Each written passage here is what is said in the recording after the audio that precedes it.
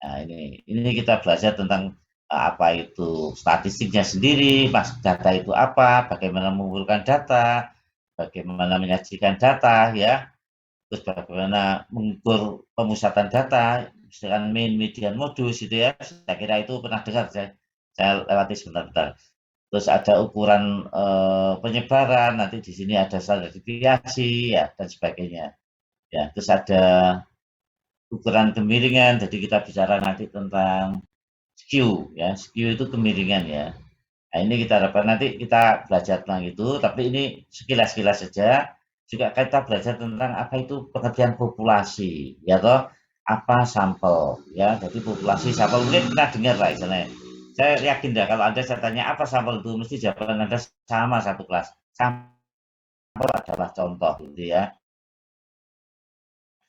Betul, tapi dalam statistik tidak begitu, ya. Nanti ada pengertian sendiri. Berpindah ini Mohon maaf Bapak, slide-nya ini masih di atau tetap? halaman awal PowerPoint Bapak, belum di slideshow. Nah, itulah yang saya takutkan. Kemarin juga gitu. Saya nggak tahu apa yang harus saya lakukan kalau gini gitu loh. Kok mesti gini ya? Nggak pindah slide gitu. Padahal saya sudah nge-slide gitu. Coba saya stop share dulu. Jadi ini kemarin juga gitu. Saya itu sampai dengan mahasiswa, ya apa ya caranya? Si. Heeh. Bentar ya. Share. Sorry. Share. Eh, eh, eh. Bentar. Pindah sudah. Ya, sudah pindah-pindah belum nih saya pindah-pindah ini? Halo? Masih belum, Pak. Masa ini belum pindah? Belum, Pak. Masih di bagian indikator capaian pembelajaran. Astagfirullahaladzim. Terus apa lagi? Ini apa yang saya kan ini sudah di-share, terus ada nanti ada tulisan screen ya. Screen-nya itu diklik sekali ya. Sekali, terus habis itu masuk ke ini. Ini sudah kelihatan pindah button. Coba dicek. Sudah, Pak. Sudah Sudah pindah, Pindah Bapak, ya. Bapak. sudah pindah ini. Ya ini saya kemarin juga, aduh kok sampai gini ya, bingung saya. Saya kalau sudah gini nggak paham, gitu ya. Oke, nanti indikator ini yang kita capai adalah mahasiswa paham tentang populasi, paham tentang apa itu random. Random itu kan acak itu ya, bahasa sehari-harinya ya. Terus kita belajar tentang estimasi atau pendugaan ya, dan sebagainya. Ini adalah, saya kira ini nggak perlu. Nah, ini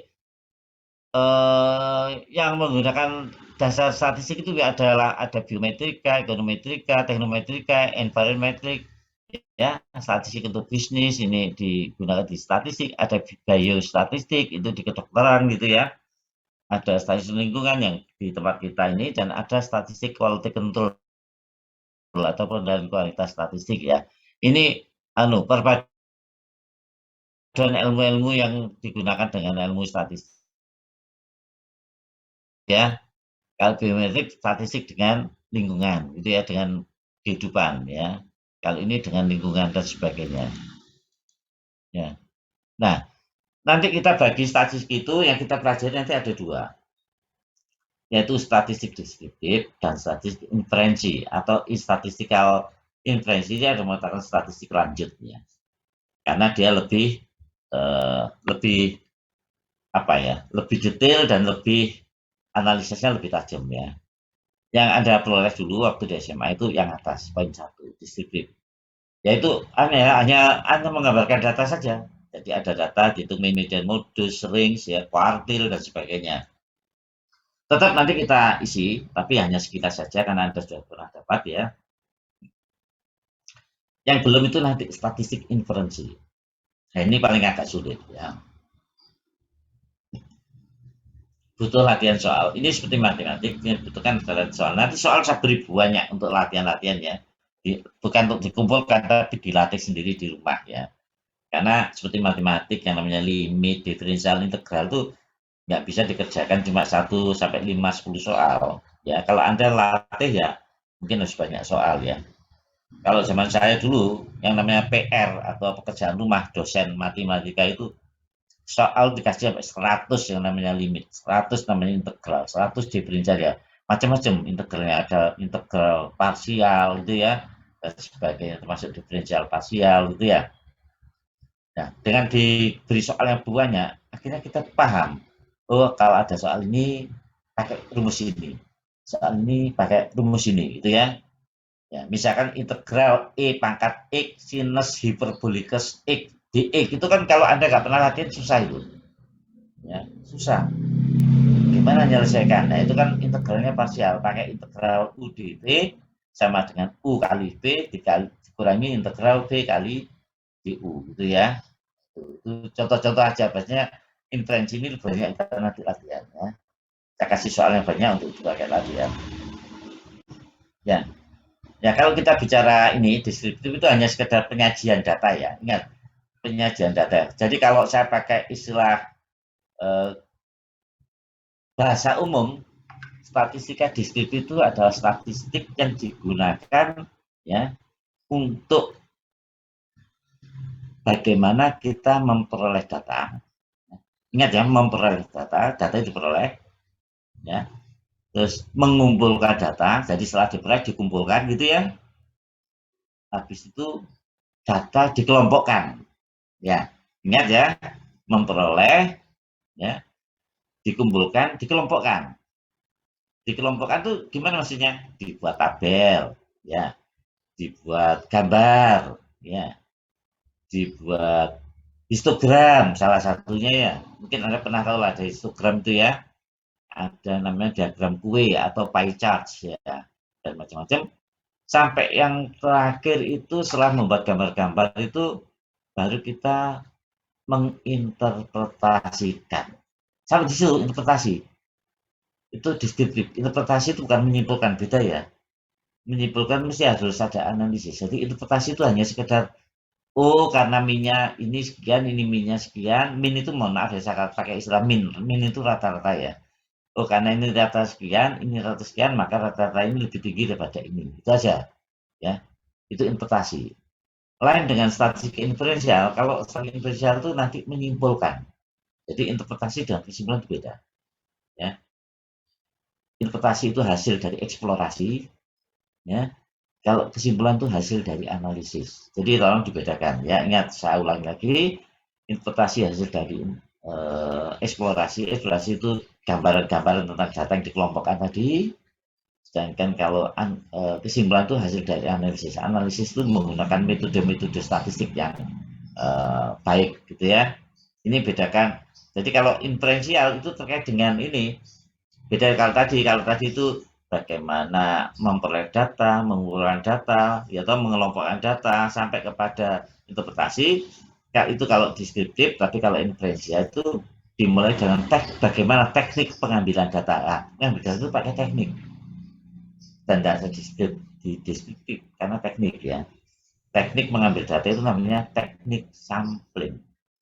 Ingat ya, teknik sampling. Nah, setelah kita menggunakan teknik pengambilan data, kita melakukan analisis. Ya, data analyze ya. Jadi analisis data. Ya. Nah, setelah data dianalisa, baru kita boleh yang namanya menyimpulkan. Jadi memberi kesimpulan berdasarkan hasil analisis. Ya, itu yang inferensial ya. Oke. Nanti kita jelaskan ulang lagi. Di sini ada populasi, ya. Populasi adalah sekumpulan objek yang akan dibicarakan, ya. Bisa benda hidup, bisa tidak benda hidup. Benda hidup itu adalah kita bicara tentang manusia, gitu ya. Tidak benda hidup bisa tentang pohon, gitu ya. Bisa tentang tanaman, gitu ya. Nah, di dalam penelitian itu nanti kita lebih, atau terutama Anda di teknik lingkungan itu pasti tidak akan menggunakan populasi. Ya, kenapa? Kalau populasi berarti datanya harus semua diambil. Nah, kalau Anda contohnya gini, kalau Anda ingin tahu kekeruan Sungai Berantas, apakah dia mengandung logam berat atau tidak, maka Anda mengambil datanya, bukan sampel, mengambil datanya itu mulai dari waduk bendungan di Malang itu, apa itu, Sutami, izin Sutami itu sampai di Surabaya, kan itu kan sampai Surabaya lewat Mojokerto dan sebagainya itu ya. itu diambil semua datanya. Dan itu nggak mungkin dilakukan oleh orang-orang teknik lingkungan. Ya, apalagi orang-orang PDAM ya, yang milik pemerintah itu. Karena butuhkan biaya yang besar. Nah, salah satunya adalah tekniknya itu dia tidak mengambil secara populasi tapi menggunakan teknik sampling, yaitu menggunakan sampel. Sampel itu bagian dari populasi. Ingat ya, sampel itu bagian dari populasi. Ya, jadi kalau Anda tanya apa bedanya populasi dan sampel, populasi adalah sekumpulan objek yang akan diteliti atau dibicarakan, sampelnya itu adalah bagian dari populasi ya. Jadi kalau kita bicara tadi kita ingin mengecek logam berat di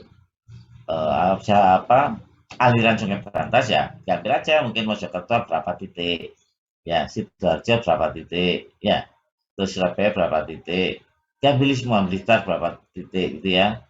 Nah, diambil berapa titik lah, titik-titik yang kita ambil sebagai tempat penelitian untuk mengumpulkan data itu kita namakan sebagai sampel. Kenapa? Dengan sampel itu otomatis kita mengurangi biaya. Ingat ya, mengambil sampel itu bisa mengurangi biaya karena harusnya diambil semua setiap titiknya. Ini titiknya kita ambil sebagian-sebagian saja. Ya. Mojokerto mungkin 5 lokasi ya, mulai dari kali Surabaya sini gitu ya dan sebagainya gitu ya. Nanti kalau Blitar mungkin daerah Kademangan, Serengat dan sebagainya gitu ya, diambil sebagian-sebagian. Ya. Ya, tujuannya menghemat data, menghemat biaya, menghemat waktu, dan menghemat tenaga. Pasti kalau sampel itu bisa menghemat waktu, biaya, dan tenaga. Ya, waktunya lebih cepat, biayanya lebih murah, dan tenaganya tidak banyak dikeluarkan. Itulah gunanya sampel diambil. Ya, saya kira nanti Anda paham ya, karena mohon maaf saya punya kenalan 2 di situ yang kebetulan dia nggak mau ngajar offline, ya mungkin Anda kenal ya. Dia kebetulan sama dengan saya di Senat sama saya, itu Prof. Nike. Ya, pernah dengar nggak Prof. Nike? Kusmanirum. Ada kenal? Mas Anta kenal nggak dengan Prof. Nike? Pernah dikenalkan waktu awal-awal pas KBK Bapak, tapi belum pernah ketemu karena belum ngajar kami juga. Belum ya, karena dia profesor mungkin levelnya di atas gitu ya, di semesternya. Kalau Prof. Sarwoko, nggak kenal juga? Sama Bapak, belum kenal juga. Iya. Karena belum ketemu juga. Kebetulan tuh teman saya satu angkatan ya, beliau-beliau ini. Ya, teman masuk ITS bersamaan waktunya. Ya, beliau ini kalau Prof. Nike nggak mau ngajar offline karena dia takut kalau kena sakit, kan diutarakan di WA-nya Senat, grup Senat ya. Oke, jadi itu bedanya populasi dan sampel ya. Nah, sekarang saya bertanya, ini tolong dijawab ya. Orang meneliti kan mengambil sampel. Ya, mengambil sampel tadi. Misalkan kalau kita ingin meneliti, tadi ambil sakit saja, contoh sakit tadi aja saya ambil. Kita ingin mengetahui kadar logam berat yang ada di sepanjang aliran Sungai Berantas dari Blitar sampai Surabaya. Kenapa kita mengambil sampelnya, titik-titik sampel yang mau diteliti itu daerah sungainya tadi ya, itu harus acak. Kira-kira apa? Tahu nggak? Mengambil sampel itu kenapa harus acak? Acak itu random. Siapa yang mau jawab? Boleh, bebas ya. Tidak ada salah, nanti kita benarkan kalau kurang tepat. Ya. Silakan, ayo. Banyak loh ini teman-teman ini, bisa saling bantu saya. Sambil saya absen ya. Sambil saya absen, mungkin saya ambil dari presensi. Mbak Aisyah, Amalia ada nggak? Ada, Pak. Ya, apa kenapa ngambil sampel tuh harus acak, harus random? Kok nggak bisa ditetapkan saja? Saya bikin Mojokerto, saya bikin Surabaya saja gitu. Kenapa kira-kira? Kenapa harus acak atau random ngambil tempatnya itu? Ada alasan nggak? Nggak apa-apa, siapa saja bisanya. Untuk mendapatkan data rata-rata. Iya, rata-rata kan tidak harus selalu gitu. Bisa aja rata-rata itu nanti saya ambil aja Surabaya 10. Rata-rata kan bisa. Tapi kenapa harus ada Mojokertonya, harus ada Surabayanya, harus ada Sidoarjonya, harus ada Kediri Tulungagungnya, harus ada Blitarnya sampai Malang kan. Bendungan Insinyur Stami itu kan ada di di Malang ya, Insinyur IR Sutami itu ya. Nanti kan turun itu sampai ke Surabaya bendungannya itu, larinya air. Kenapa diambil itu kok semuanya Surabaya ada, kok nggak Surabaya saja, Blitar saja? Kira-kira apa sebenarnya Mbak Isa? Mungkin apa sudah baik itu, tapi alasannya kurang kurang banyak ya. Kira-kira apa? Atau Mbak Diva? Ayo ganti Mbak Diva dah. Iya, Pak. Acak Ayo. biar itu, Pak. Biar representatif Ya. datanya. Biar Representatif sama supaya nggak bias itu datanya, Pak.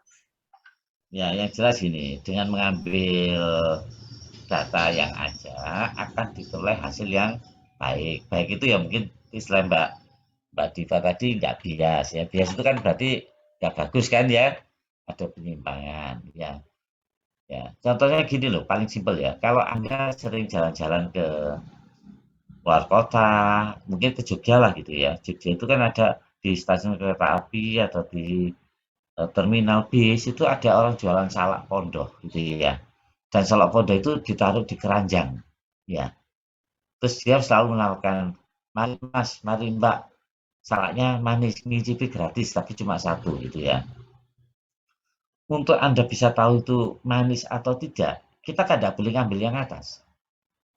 Karena yang atas itu tidak menjamin rasa secara keseluruhan gitu ya.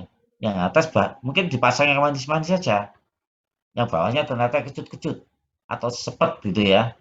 Nah, itu kan orang penjual kan selalu ngakali gitu. Yang atas kasih yang enak-enak, begitu kita beli, ditimbang, ternyata habis itu sampai di rumah dirasakan pahit semua. Nah, terus gimana kita ngambilnya secara acak? Ya, kita jangan ngambil yang atas kalau mencoba. Ya, kita coba ambil kalau bisa dari samping, kan keranjangnya salak itu biasanya kan lubang-lubang sampingnya ya.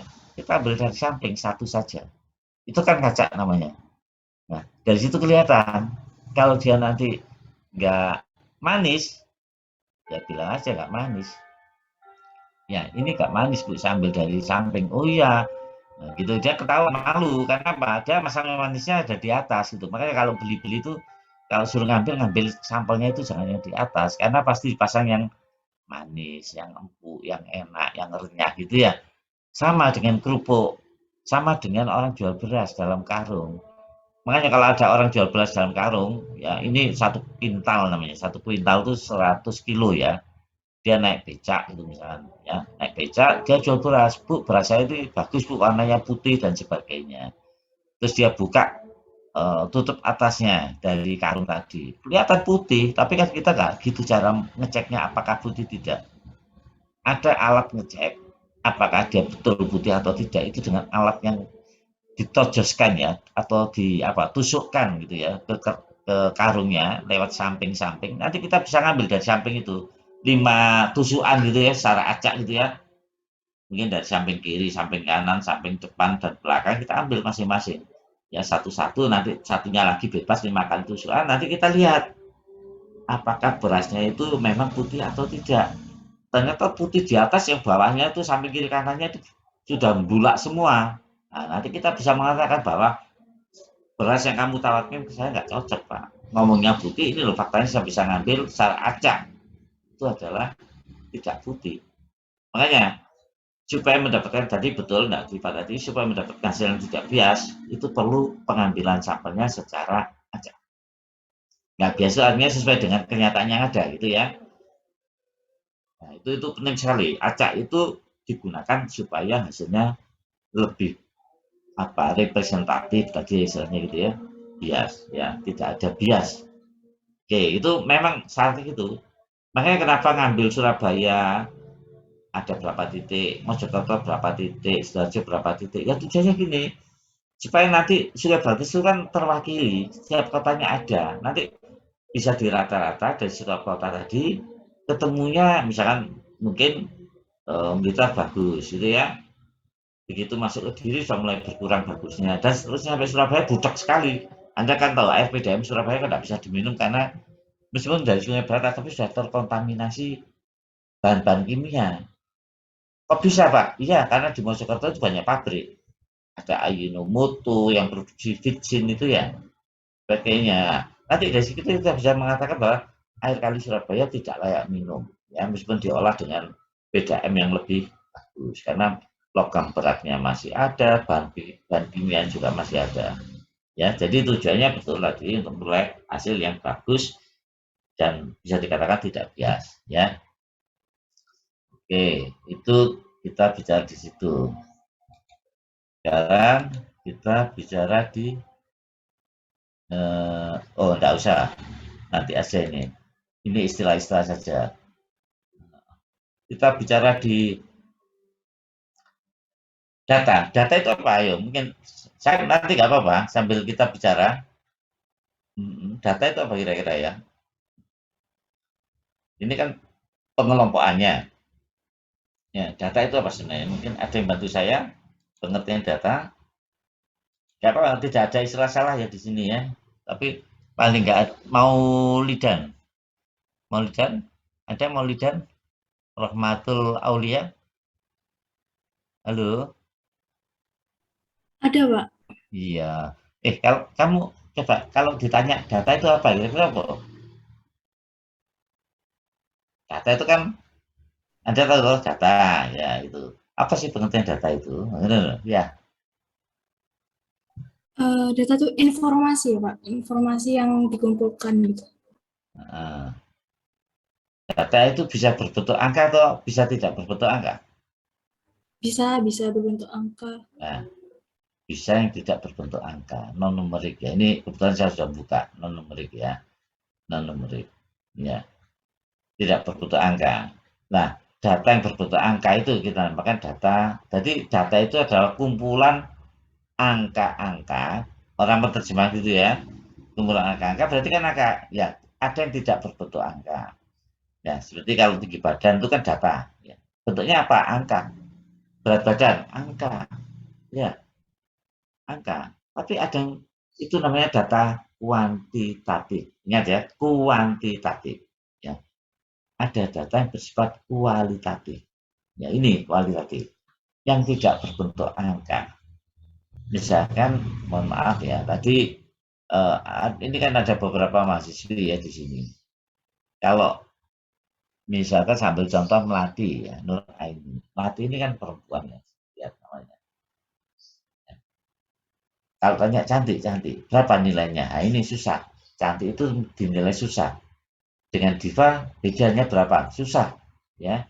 Karena nggak bisa diangkakan. Kalau berat badannya diva dengan Melati bisa diangkakan.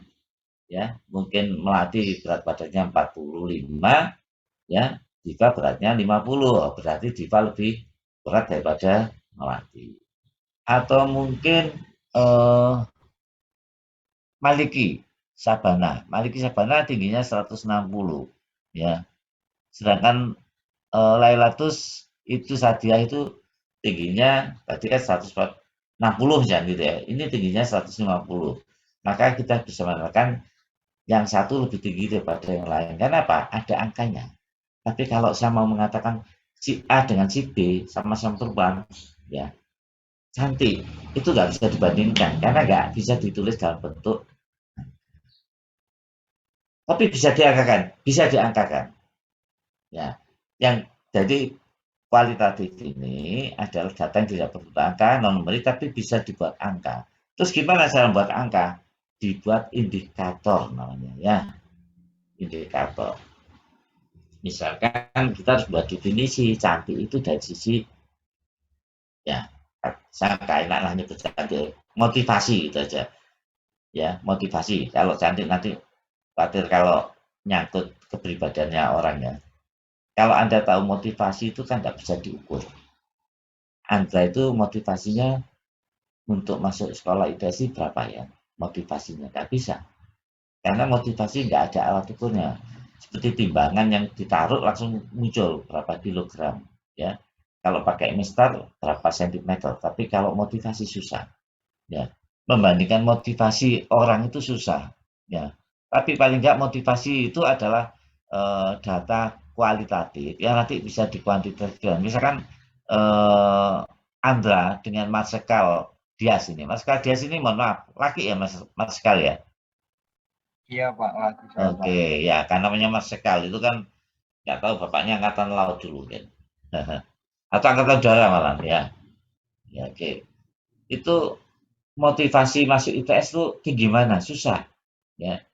Tapi berarti angkanya kan harus dibuat supaya bisa ketahuan kalau motivasi Anda lebih tinggi daripada Marsikal atau sebaliknya. Lewat apa? Lewat namanya kuesioner, pertanyaan-pertanyaan. Makanya kalau ada penelitian terkait dengan data kualitatif, misalkan, mohon maaf ya, saya cerita aja sekilas lagi, orang produktif, ya, Anda ini produktif, itu dipengaruhi oleh banyak faktor. Produktif itu bisa kelihatan dari, kalau mahasiswa ada nilai, Anda kan semester 2 ya kalau nggak salah ya, ini ada yang namanya indeks prestasi. Ya, indeks prestasi. Kalau saya mau tanya secara umum saja, secara umum ya kepada semuanya, nanti tolong dibantu saya menjawab, nanti saya jelaskan masalahnya. Kira-kira yang mari Anda mendapat nilai tinggi, itu kira-kira faktor apa saja? Fatimah, Zahra, ayo Mbak Fatimah. Motivasi yang membuat Anda nilainya IP-nya bisa tinggi itu karena faktor apa? Mahasiswa IP-nya tinggi karena faktor apa? Yuk, bebas ya. Mungkin karena faktor rajin belajar dan belajar materinya gitu, Pak. Apakah faktor IQ nggak berpengaruh? Intelligence Mungkin quotient, SQ, spiritual quotient, ya pernah dengar ya? EQ, intelijensi, ada EQ emosional, ya, ada SQ spiritual, ya. Terus tadi Anda rajin belajar dan sebagainya. Kan apakah faktornya cuma satu untuk orang mendapat nilai baik? Tidak. Ya, saya tanya tadi faktor EQ ya. Sebagus-bagus anak itu belajar, kalau IQ-nya 60 bisa nggak dia belajar? Nggak mungkin. IQ normal itu paling nggak 100 sampai 120. Ya. Jadi menurut teori pendidikan, yang menentukan seseorang itu berprestasi atau tidak nanti dapat nilai bagus itu salah satunya adalah IQ. Itu nggak bisa dihindarkan. Ya. IQ itu adalah tingkat kecerdasan seseorang. Orang tambah cerdas, IQ-nya tambah tinggi, itu tambah bagus nilainya pasti. Karena apa? Dia mungkin dengan mendengarkan itu sudah nangkep apa yang mau dibicarakan dosen. Ya. Tapi kalau IQ-nya jongkok, mohon maaf ya, jongkok, itu mbok masuk dia mentolongi dosennya, melihat dosennya dengan luar biasa gitu ya. Nanti sampai di tengah jalan, terus sudah lupa lagi kan, dia mau dosen tadi apa ya? Kok lupa saya? Ya karena memang IQ-nya kurang gitu ya. IQ-nya salah satu ya sebetulnya semuanya ya, itu IQ. Ya, yang kedua adalah motivasi. Ingat ya, IQ bisa diukur. Kan Anda pernah tahu ada tes IQ itu namanya ya. Nanti Anda dapat 100, dapat 120, 115, itu ada. Bentuknya pertanyaan biasanya ya. Ngisi-ngisi gambar ya. Ada angka-angka, penjumlahan deret dan sebagainya. Motivasi itu juga salah satu faktor. Orang IQ-nya pas-pasan, 100 gitu ya, pas ya menurut saya. Kalau tinggian 145 itu tinggi ya. 100 itu pas-pasan. Tapi kalau dia motivasi belajarnya tinggi, saya kira bisa mendongkrak nilai. Karena dia punya motivasi ingin mendapatkan nilai bagus. Motivasi itu mendorong orang bekerja lebih semangat. Ya, seperti kalau Anda mahasiswa, kalau motivasi belajar rendah, mau kuliah itu pikirannya cuma alasan-alasan. Aduh, males saya kuliah. Paling-paling, nah gitu. Berarti motivasi Anda itu rendah. Nah, motivasi yang rendah itu yang tidak membuat nilai Anda itu bagus. Tapi kalau orang itu punya motivasi tinggi, ya, kalau kuliah motivasi tinggi itu bagus. Artinya gini, kuliah jam 7, mungkin dia setengah 7 atau jam ini sudah berangkat ke kampus. Harapannya dia sudah di kampus sebelum jam kuliah dimulai, sudah nyiapkan, sudah sempat baca-baca materi kemarin, nah, itu jauh lebih bagus. Ya. Biasanya orang yang nggak pinter itu tertutup dengan motivasi belajar yang tinggi. Saya katakan ya, orang yang kurang pinter bisa tertutup dengan motivasi belajar yang tinggi. Karena dia merasa aku kurang. Saya termasuk kategori orang yang tidak cerdas. Nah, karena saya tahu kekurangan tidak cerdas, salah satu untuk mengurangi ketidakcerdasan saya itu adalah saya harus menambah motivasi belajar saya. Jadi anak itu jadi anak yang rajin. Ya. Karena motivasi dia menjadi rajin, pulang kuliah dibaca lagi, malam mau tidur baca-baca lagi. Ya karena motivasi dia ingin memperoleh sesuatu yang lebih baik. Nah, motivasi tinggi itu datanya kualitatif, nggak bisa diukur kayak Fatimah tadi. Motivasi kamu kuliah itu untuk mata kuliah ini berapa motivasi belajarmu? Nggak bisa diukur. Nanti ada pertanyaan yang bisa mengukur itu. Jadi harus lewat kuesioner. Jadi yang data-data kualitatif itu harus diukur lewat data-data kuesioner, lewat indikator ya. Kalau yang kuantitatif nggak ada masalah. Kuantitatif itu angka. Ya, berat badan, tinggi badan, usia, pendidikan itu cenderung kuantitatif ya. Oke, ya ini contoh yang bersifat kualitatif ya. Nah, ini yang kuantitatif dalam bentuk angka. Nah, ini ya. Misalkan kurs rupiah terhadap dolar. $1 15.000 atau $1 14.000. Itu kan rupiah, ada angkanya gitu ya. Data pengunjung boleh di shop website, boleh di kafe gitu. Data pengunjung kan berarti jumlah banyaknya orang yang datang gitu ya. Terus data penduduk suatu daerah ini termasuk data kuantitatif karena dia berbentuk angka ya. Nah, sekarang kalau menurut sumbernya kita lihat data itu kalau kita mau penelitian itu ada. Anda nanti suatu saat melakukan yang namanya kerja praktek. Di tes ada kerja praktek ya semester 5-6 kalau nggak salah ya. Ya, Anda praktek nanti mesti ada dua. Bisa memulai data lewat langsung. Ya, langsung tanya Anda terjun ke lapangan dan melakukan pengukuran tersendiri ya. Jadi Anda namanya mencari data langsung ya. Ada mencari data tidak langsung. Nah, kita bagi di sini menurut sumbernya itu data internal. Ya, data internal itu ada data yang digunakan oleh perusahaan itu sendiri. Saya pakai istilah yang di slide ya. Jadi data internal ada data yang digunakan oleh perusahaan untuk kepentingan perusahaan. Ya. Data itu tidak untuk orang lain. Ya. Kenapa? Ya, mungkin ada yang namanya kerahasiaan. Ya. Nah, ada bel ini agak lama. Kita tunggu belnya hilang dulu. Ya berkaitan dengan omongan saya ya.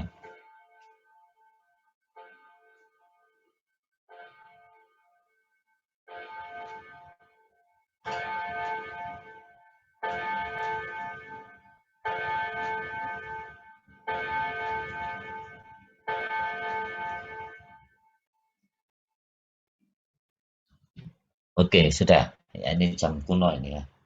Ini kalau jam 12 malam menakutkan ya. Hantunya mulai keluar semua. Oke, data internal. Contohnya gini, kalau saya punya perusahaan, pasti saya punya pembukuan. Ya, pembukuan. Nah, data internal adalah data asli perusahaan yang memang saya simpan.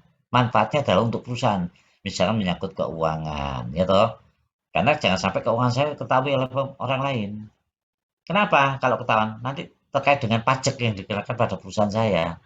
Ya, data penjualan. Itu juga biasanya nggak diumumkan ke orang lain. Data penjualan itu hanya untuk internal perusahaan. Makanya dikatakan sebagai data internal, yaitu data yang berasal dari dalam suatu organisasi atau perusahaan yang digunakan, dimanfaatkan oleh perusahaan itu sendiri.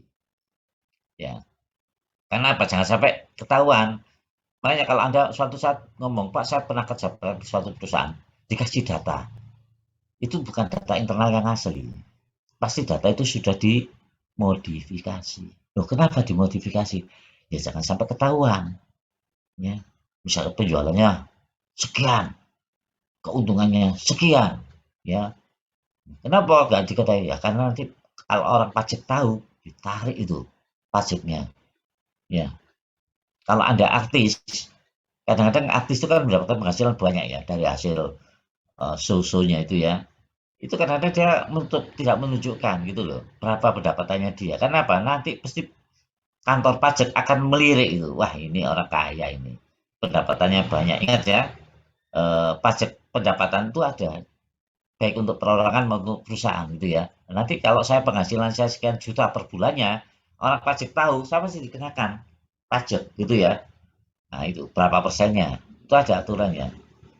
2%, 1,5%, dan sebagainya. Nah, data internal ini datang dari perusahaan untuk kemanfaatan perusahaan sendiri. Jadi kalau dapat dari perusahaan itu pasti data internal yang sudah mungkin ya saya nggak berpikir jelek, mungkin sudah dimodified. Nah, karena nggak mungkin data perusahaan itu akan diekspos.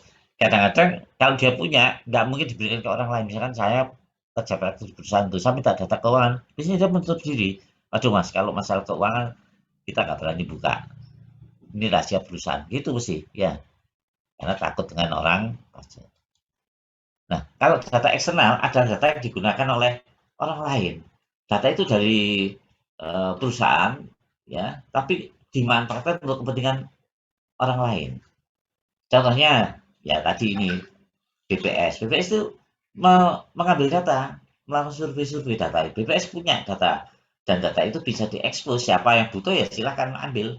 Ya, memang data itu untuk eksternal, untuk orang-orang luar. Jadi data eksternal data yang ada di perusahaan yang digunakan untuk kepentingan orang lain, bukan untuk kepentingan pribadi. Ya, kalau pribadi internal namanya ya. Nah, data-data di BI itu data-data yang bersifat eksternal. Kenapa? Data BI itu bisa diupload, bisa didownload. Ya, sorry, bisa didownload ya. Kalau Anda nanti pakai www.bi.go.id, nanti di situ muncul data-data tentang keuangan, baik itu inflasi, nilai tukar uang rupiah terhadap dolar, itu ada semua ya. Kalau BPS nanti data tenaga kerja, jumlah pengangguran, itu ada semua.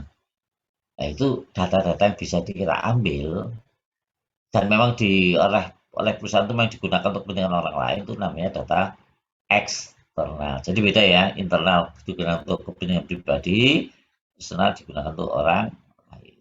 Ya, ya data-data pemerintah itu biasanya umumnya data eksternal. Ya, tapi kalau data-data perusahaan itu data internal yang tidak mungkin dipublish, kecuali perusahaan itu perusahaan yang memang sudah go public. Ya, go public itu dia menjual sahamnya di pasar modal. Seperti Astra, Toyota Motor, itu kan ada di Bursa Efek Jakarta atau Bursa Efek Indonesia. Terus ada Rokok Gudang Garam, ada di Bursa Efek Indonesia. Terus ada lagi BCA, ada di Bursa Efek Indonesia. Dan data itu kita bisa lihat di Bursa Efek Indonesia itu. BCA, keuntungannya berapa. Karena kan dia harus gitu, aturan perusahaan yang masuk di listingnya. Listing terdaftar ya. Di Bursa Efek Indonesia itu harus jujur. Keuntungannya berapa, penjualannya berapa. Karena nanti orang akan melihat. Tujuannya supaya orang itu melihat. Oh, perusahaan ini bagus, saya tak beli sahamnya dia. Oh, perusahaan ini kurang bagus, saya nggak mau beli sahamnya dia. Itu tujuannya adalah supaya orang bisa membeli saham kalau perusahaan itu bagus. Ya, itu yang kita namakan sebagai data eksternal. Jadi data eksternal data yang digunakan untuk kebutuhan orang lain ya. Ya, data dari Bursa Efek Indonesia itu termasuk data eksternal. Nah, kalau cara memperolehnya itu ada data primer. Ya, data primer itu data yang kita ambil langsung dari sumbernya. Orang teknik lingkungan umumnya menggunakan data primer. Ya, nanti suatu saat Mas Andra, Mbak Fatima, dan sebagainya teman-teman yang di sini itu pasti pada saat penelitiannya menggunakan data primer karena harus survei. Bisa surveinya di PDAM terkait dengan kadar logam berat, kadar bahan kimia di air PDAM, bisa juga survei di sepanjang kali Sukolilo ini terkait dengan lingkungannya gitu ya, apakah bagus atau tidak dan sebagainya. Itu langsung. Nah, kalau mengambil data secara langsung terjun ke lapangan ya dengan alat-alat atau instrumen yang dibutuhkan, maka itu data yang kita ambil namanya data primer. Ya. Nah, itu termasuk contoh di bawah itu ya. Data primer. Jadi kita bisa melakukan dapat wawancara, survei, yang mengukur langsung kondisi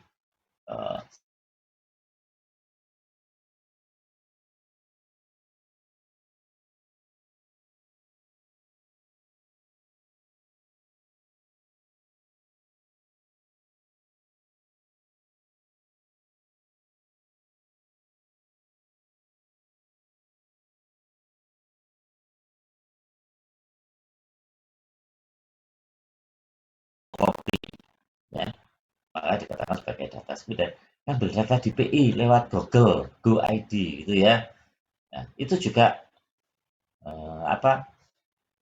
google.com, maaf ya, Go ID ya, atau bukan Go, kalau Go milik pemerintah ya, Google Go ID ya, karena ID itu Indonesia, kalau komersial ya, itu kalau lewat situ bisa diambil datanya, berarti itu data sekunder. Nah, kalau orang TL biasanya cenderung datanya primer. Kalau orang statistik seperti saya pribadi itu lebih banyak menggunakan data sekunder. Karena apa? Saya ngambil datanya biasanya kalau statistik kan olah data itu banyak. Ya, data yang saya olah itu data mulai tahun 98 sampai 2022 lah. 98 itu kan data lama. Gimana saya mau ngambil data itu langsung kalau 22 kan sudah lewat. Ya, terpaksa saya ngambilnya lewat Google, Google itu ya. Bisa ngambilnya kalau data keuangan ya lewat BI, kalau data terkait dengan ekonomi lewat BPS, gitu ya. Ya, terkait kebutuhan.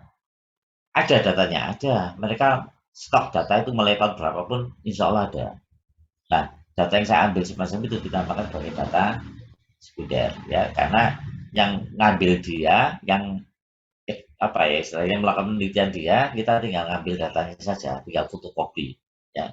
Jadi kalau butuh data untuk saya olah secara statistik, ya sudah, buka Google aja, nanti baru kita buka bi.go.id, nanti situ sudah muncul data-data tentang perbankan gitu ya.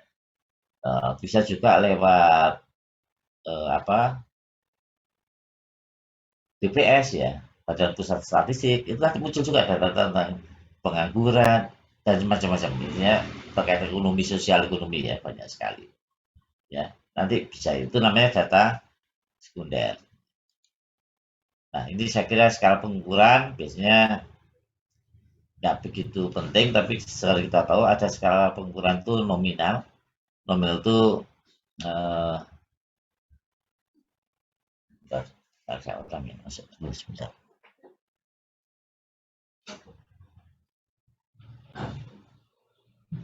Oke, ada. Skala nominal itu adalah skala yang pengukuran objeknya hanya antara satu dengan yang lain itu bisa berbentuk klasifikasi atau tidak punya urutan ya. Seperti gampangannya itu ya tidak, itu kan mana yang satu, mana yang dua, itu kan bisa satu itu ya, dua tidak, bisa satu tidak, dua ya. Karena dia bukan bersifat urutan, bukan bersifat urutan itu order ya, atau order gitu ya. Nah, contohnya ini, laki-laki perempuan. Laki-laki biasa 0, bisa 1, bisa 0, atau sebaliknya laki-laki 0, perempuannya 1. Nggak bisa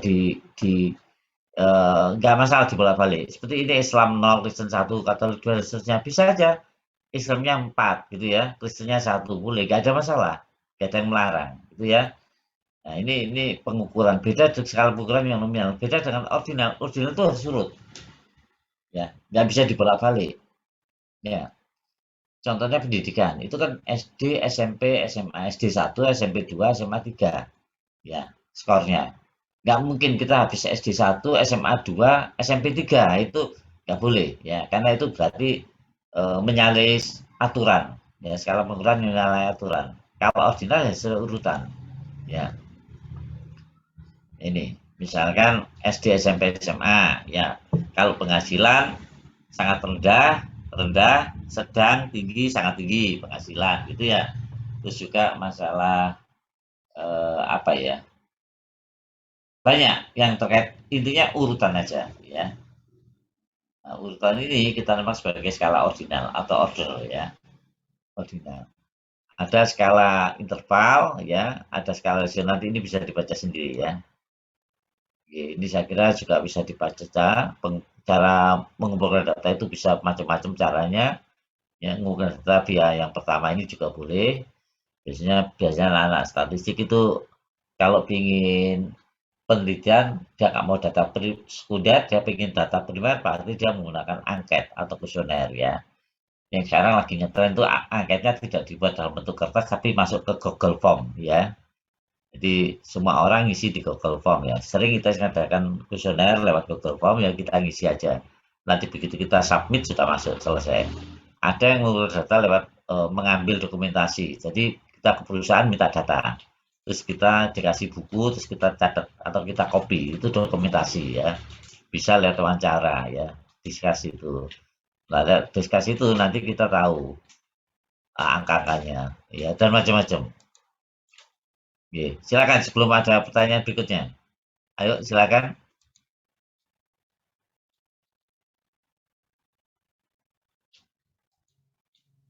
Mbak ini Mbak ya atau Mas ini? Daniel Isa. Saya ragu-ragu ini. Daniel Isa, Mas atau Mbak? Ada masih mute itu? Daniel Isa. Tolong jangan di mute. Ya. Silakan kalau ada pertanyaan Daniel Isa. Ini kok nggak ngomong ini? Nggak saya nggak ngomong ini. Belum ada, Pak. Sudah apa Belum sudah ada. Mbak Ayu.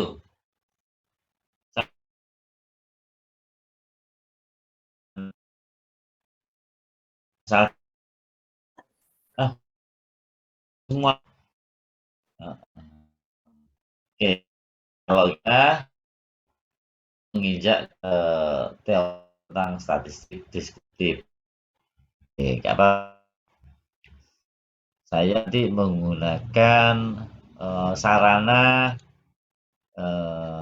whiteboard ya. Nah ini. Ya, di dalam statistik deskriptif kita mengenal yang namanya ukuran pemusatan ya. Ukuran sebelum kita buka sini saya buka dulu. Ntar saya buka share screen-nya dulu. Oke, ya. Jadi kita bicara tentang ya, Anda pernah dengar namanya min atau rata-rata? Pernah dengar nggak min atau rata-rata? Yang rumusnya ini? Nah, Bapak. Pernah ya? Iya. Ini, pernah ya? Itu min atau rata-rata itu kita makan sebagai ukuran pemusatan. Ya, atau dalam bahasa aslinya dikatakan sebagai sentral itu pusat ya, tendensi ukuran. Jadi ukuran pusat itu sentral tendensi. Itu adalah rata-rata atau min. Rumusnya kan Anda masih ingat waktu SMA, X bar sama dengan sigma X dibagi N gitu ya. Gitu. Saya kira Anda tahu ya. Tahu. Oke. Bentar. Nah, ini contoh ya. Saya kira bisa saya kasih contoh yang lain lagi. Sekarang median, kalau median itu apa Mas? Ayo, mungkin Mas Andra masih ingat median?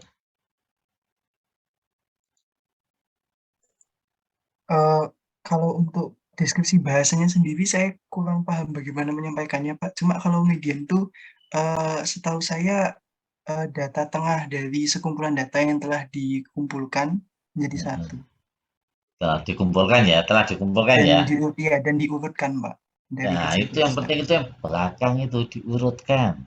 Bukan hanya dikumpulkan, diurutkannya itu yang paling penting. Ya, dikumpulkan kalau nggak diurutkan ya molak-malik, gak karuan gitu ya, Mas Andra ya. Iya, Nah, betul, Pak. itu penting. Kalau modus, mungkin Mbak Hilda bisa jawab apa modus itu? Di situ data yang paling sering muncul, Pak. Sering muncul, perlu nggak diurutkan kata-kata tadi? Kalau misalkan modus itu, menurut saya sebenarnya tidak perlu diurutkan, tetapi lebih enak untuk membacanya itu jika diurutkan, Pak.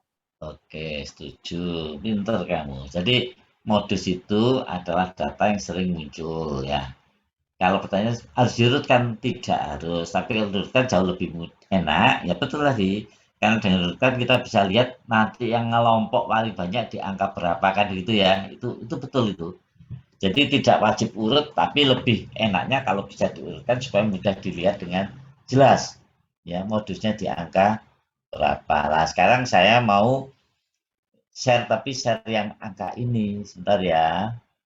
Share screen. Oh, ini share screen-nya nggak bisa. Harus bisa nggak dua-duanya? Oh, bisa. Nah, ini saya tutup dulu. Saya punya angka ini, saya pakai teks ya. Saya punya angka ini, mohon maaf ya. 2, 4, 6. Nah, saya tanya, rata-ratanya berapa ini?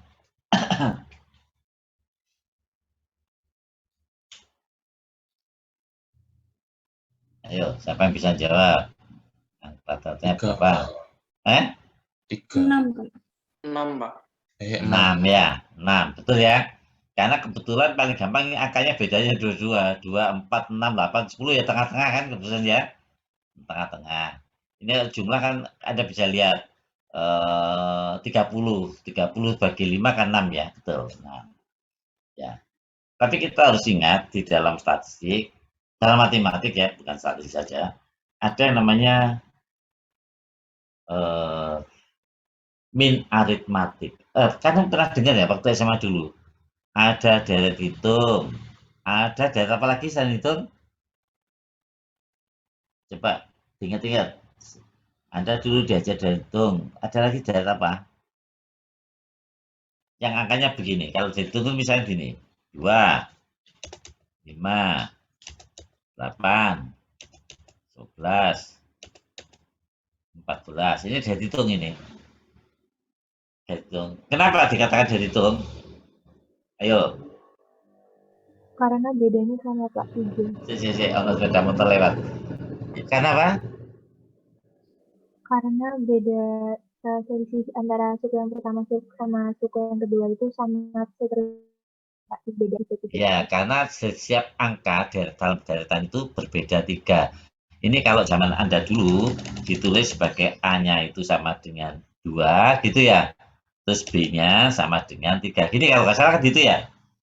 A itu Betul, Pak. suku awal, B itu beda kan gitu ya. Ya, masih ingat ya? Iya, Pak. Nah, kalau ini 2. Oh, sorry kok pakai koma sih. 8, 32, 108, 18. Ini apa ini? Geometri, Pak.